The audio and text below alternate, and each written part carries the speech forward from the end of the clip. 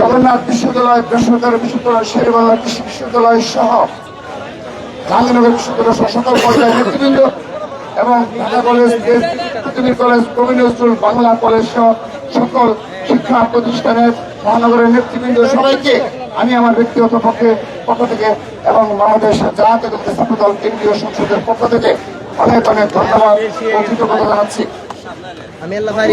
প্রিয় উপস্থিতি, বাস্তবতা হলো আমরা মিছিলে এবং এখন পর্যন্ত আমার ঢাকা বিশ্ববিদ্যালয় ছাত্রদল কেন্দ্রীয় সংসদের সবগুলো বিষয়ে সুন্দরভাবে স্পষ্টভাবে বক্তব্য বলতে পেরেছে, সবগুলো বিষয়ে অবতারণা করা হয়েছে। আমি অতি সংক্ষিপ্তভাবে তার বাহিরে কিছু বলা যায় কিনা আমি চেষ্টা করব। প্রিয় উপস্থিতি, এই জামায়াতে ইসলামের নারীদের বিষয়ে যে দৃষ্টিভঙ্গি, এগুলো 5 আগস্টের পর থেকে এটি প্রতিফলিত হয়েছে এবং প্রতিটি ক্ষেত্রে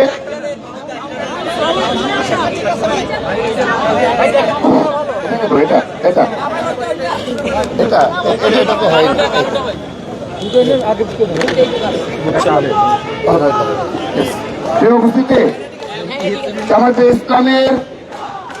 ইসলামের আমির এই সর্বশেষ তিনি গতকাল এই সামাজিক যোগাযোগ এক্সে যে চরম ধৃষ্টতাপূর্ণ আচরণ করেছেন, আমরা প্রথমেই তার নিন্দা প্রতিবাদ জানাচ্ছি। আমরা আজকে বারবারই তার সেই প্রতিবাদ জানিয়েছি এবং আমরা আরেকটি বিষয় অবতারণা করতে চাই। এই নারীদের বিষয়ে এই জামায়াতে ইসলাম এবং ইসলামী ছাত্র শিবিরের কি দৃষ্টিভঙ্গি, সেগুলো যুগে যুগে প্রমাণিত। যুগে যুগে তারা একই ধরনের দৃষ্টিভঙ্গি প্রকাশ করেছে। আপনি দেখবেন বিশেষ করে 5 আগস্টের পরে সকল শিক্ষা প্রতিষ্ঠানগুলোতে এবং এই সোহাগ হান্নান হয়েছে ডিস্টার্ব হয়। ওকে, তো 5 আগস্টের পরবর্তী বাস্তবতায় বিশেষ করে ক্যাম্পাসগুলোতে নারীদের বিষয়ে যে তাদের বক্তব্য, তার একটি ধারাবাহিকতা এবং শেষ চূড়ান্ত পরিণতি হলো এই জামায়াতে ইসলামের আমির শফিকুর রহমানের এই স্ট্যাটাস, এবং সেখানে তিনি স্পষ্ট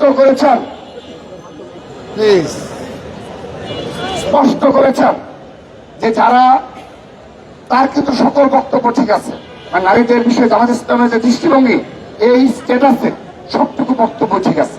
শুধুমাত্র একটি রায়, তারা কর্মের জন্য বাড়ি ঘর থেকে বের হয়, তারা নাকি প্রতিটা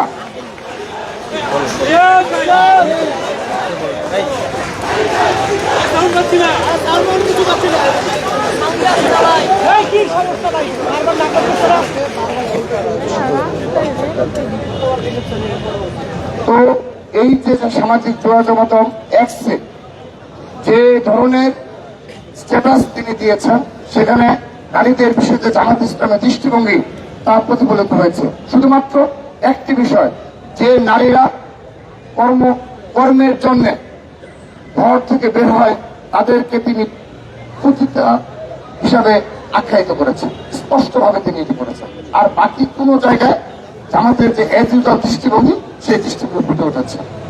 এই উপস্থিতি, যখন এটি নিয়ে পুরো বাংলাদেশে, পুরো বিশ্বে প্রতিবাদের ঝড় উঠেছে, তাৎক্ষণিকভাবে তিনি জানিয়েছেন এটি নাকি হ্যাক হয়েছে।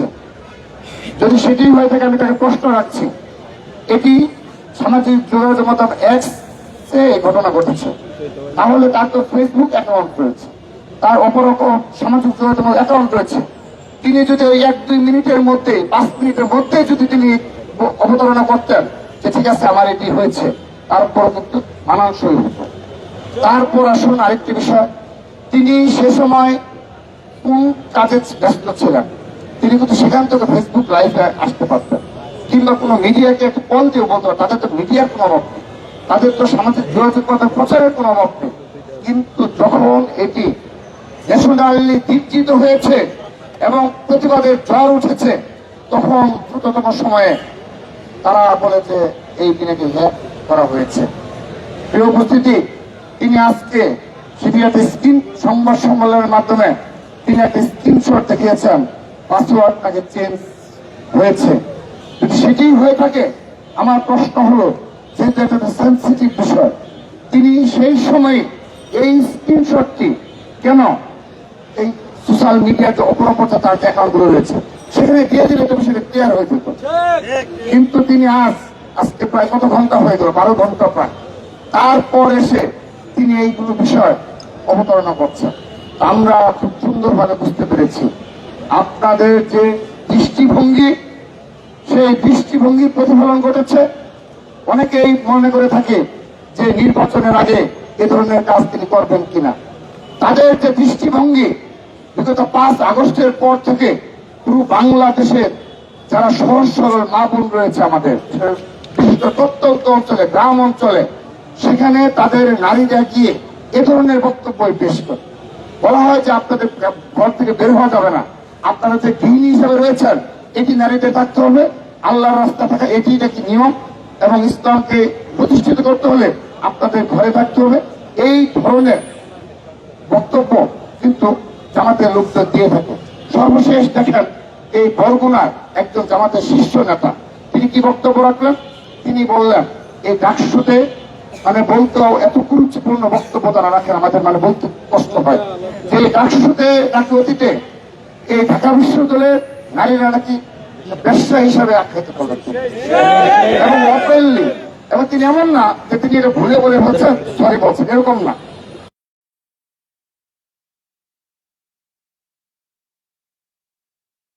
লক্ষ্য করবেন এই জামাতে ইসলামের যারা নেতৃবৃন্দ শীর্ষ, এবং বিশেষ করে আপনার নারী নেতৃবৃন্দ যারা রয়েছে বাসায় বাসায় যাচ্ছে, তাদের কোনো ভিডিও ফুটেজ আপনারা পাবেন না। তারা কি বক্তব্য রাখছে তাদের কোনো বক্তব্য আপনারা পাবেন না। যদি তাদের বক্তব্যগুলো আপনারা সংগ্রহ করতে পারেন, আপনি দেখবেন এই শফিকুল ইসলাম, শফিকুর রহমান, তাদের আমির যে দৃষ্টিভঙ্গি পোষণ করেন, যারা কর্মক্ষেত্রের জন্য কর্ম করে নারীরা যারা বেঁচে রয়েছে, তাদের বিষয়ে তাদের বক্তব্য ঠিক একই। এবং জামাত ইসলামের তৃণমূল পর্যায়ে যে নেতৃবৃন্দ যারা রয়েছে, আপনি সেখানে যান, সেখানেও যদি আপনি তাদের বক্তব্য সংগ্রহ করতে সমর্থ হন, তারা তো মিডিয়াতে আসতে চায় না। তৃণমূলের তাদের তো স্ট্রাকচার রয়েছে, নিয়ম রয়েছে। ওই যে গুপ্ত যে ঢাকা বিশ্ববিদ্যালয়ে ওপেন হলো মাত্র কয়জন, 10 জন, 11 জন, তারা নাকি শিবির, আর কোনো শিবির নাই ক্যাম্পাসে, ওই 10 জন 11 জন তাদের কমিটি, অর্থাৎ এরাই বক্তব্য দিবে। কারণ বাকিরা যদি বক্তব্য দেয়, তাদের বক্তব্যে এই যে শফিকুর রহমান যে ভুলটা করেছে ঠিক একই ধরনের বক্তব্য তাদের উঠে আসবে, এবং তারা এটা লালন করে। জামাত ইসলাম এই শফিকুর রহমানের এই বক্তব্যকে তারা লালন করে, তারা ভাবে যে নারীদেরকে গৃহবন্দী করে রাখতে হবে, তাদের কোনোভাবেই কর্মক্ষেত্রে যেতে দেওয়া যাবে না, এটি তাদের আনুষ্ঠানিক বক্তব্য। সেজন্য তার এ ধরনের কুরুচিপূর্ণ বক্তব্য, এবং বিগত 1.5 বছর ধরে, 1.5 বছরের অধিক সময় ধরে জামাতে ইসলাম এবং ইসলামী ছাত্র শিবিরে ধারাবাহিকভাবে নারীদের নিয়ে যে কুরুচিপূর্ণ সোশ্যাল মিডিয়াতে যে কুরুচিপূর্ণ আচরণ, বারবার তিনি এই নারীদের চরিত্র হরণ করা, আমরা তার প্রতিবাদ জানাচ্ছি এবং আমরা তার দৃষ্টান্তমূলক শাস্তি দাবি জানাচ্ছি। আমরা বিশ্বাস করি আইনের গতিতে চলবে। জামাতে ইসলামের যে সকল নেতৃবৃন্দ ইসলামী ছাত্র শিবিরের যারা এই নারীদের চরিত্র হরণের কাছে লিপ্ত রয়েছে, সোশ্যাল মিডিয়া বুলিং এর কাছে লিপ্ত রয়েছে, আমরা বিশ্বাস করি অবশ্যই তাদেরকে আইনের আওতায় তুলে করে নিয়ে আসা হবে ইনশাআল্লাহ। এটা আমরা আশা করি, আশা রাখি। আপনি আরেকটি বিষয় অবতরণ ইতিমধ্যে করা হয়েছে, খুবই গুরুত্বপূর্ণ। আপনারা লক্ষ্য করে দেখুন, যদি সহিহ ইসলাম কায়েম করেছে তিনি যুগের পর যুগ, কিন্তু মৃত্যুর সময়ও তিনি যদি এই শিবিরের বিরুদ্ধে একটি বক্তব্য দিয়ে থাকেন, দেখবেন যে তাকে বলা হয় যে তিনি মনে হয় ইহুদিদের দূষণ হিসাবে তাকে আখ্যায়িত করা হয়। আল্লামা বাবুনগরী সহ যারা এই দেশে ইসলামী স্কলার রয়েছে, তাদের সবার বিষয়ে একই দৃষ্টিভঙ্গি সেম। আমাদের খাদিজাতুল কুবরা জগন্নাথ বিশ্ববিদ্যালয়ের যশোরে যিনি জিএস পদে নির্বাচন করেছিলেন, তার মতো নির্যাতিত এবং এরকম একজন পুরোপুরি ইসলামের আইন অনুশাসন মেনে চলার, তাকেও কিভাবে গুমরা ভাবে এই ইসলামের ছাত্র শিবিরের নেতাকর্মীরা তাকে তার চরিত্র হরণ করে। ঠিক একইভাবে আমাদের বোন তন্নি, যিনি 15ই আগস্টে 15ই পটভূমিতে রচনা হয়েছিল, যে ছবির মাধ্যমে পুরো বিশ্ব